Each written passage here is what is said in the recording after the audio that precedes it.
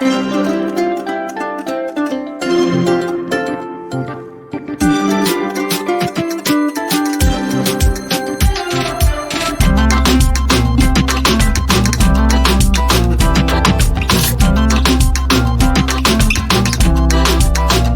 handful of species on Earth share a seemingly mysterious trait, a menstrual cycle. We're one of the select few. Monkeys, apes, bats, humans, and possibly elephant shrews are the only mammals on Earth that menstruate. We also do it more than any other animal, even though it's a waste of nutrients and can be a physical inconvenience.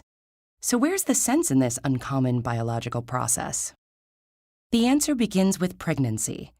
During this process, the body's resources are cleverly used to shape a suitable environment for a fetus, creating an internal haven for a mother to nurture her growing child. In this respect, pregnancy is awe-inspiring, but that's only half the story. The other half reveals that pregnancy places a mother and her child at odds. As for all living creatures, the human body evolved to promote the spread of its genes. For the mother, that means she should try to provide equally for all her offspring. But a mother and her fetus don't share exactly the same genes. The fetus inherits genes from its father as well, and those genes can promote their own survival by extracting more than their fair share of resources from the mother. This evolutionary conflict of interests places a woman and her unborn child in a biological tug-of-war that plays out inside the womb. One factor contributing to this internal tussle is the placenta, the fetal organ that connects to the mother's blood supply and nourishes the fetus while it grows. In most mammals, the placenta is confined behind a barrier of maternal cells. This barrier lets the mother control the supply of nutrients to the fetus. But in humans and a few other species, the placenta actually penetrates right into the mother's circulatory system to directly access her bloodstream. Through its placenta, the fetus pumps the mother's arteries with hormones that keep them open to provide a permanent flow of nutrient-rich blood. A fetus with such unrestricted access can manufacture hormones to increase the mother's blood sugar, dilate her arteries, and inflate her blood pressure. Most mammal mothers can expel or reabsorb embryos if required. But in humans, once the fetus is connected to the blood supply, severing that connection can result in hemorrhage. If the fetus develops poorly or dies, the mother's health is endangered.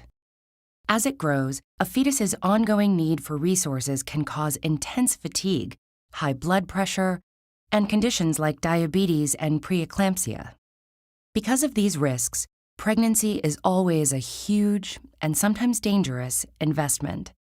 So it makes sense that the body should screen embryos carefully to find out which ones are worth the challenge. This is where menstruation fits in. Pregnancy starts with a process called implantation, where the embryo embeds itself in the endometrium that lines the uterus. The endometrium evolved to make implantation difficult, so that only the healthy embryos could survive. But in doing so, it also selected for the most vigorously invasive embryos, creating an evolutionary feedback loop. The embryo engages in a complex, exquisitely timed hormonal dialogue that transforms the endometrium to allow implantation. What happens when an embryo fails the test? It might still manage to attach, or even get partly through the endometrium. As it slowly dies, it could leave its mother vulnerable to infection.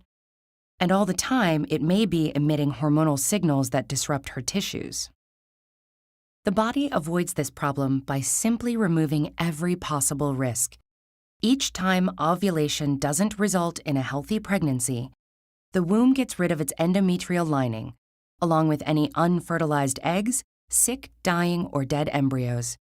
That protective process is known as menstruation, leading to the period.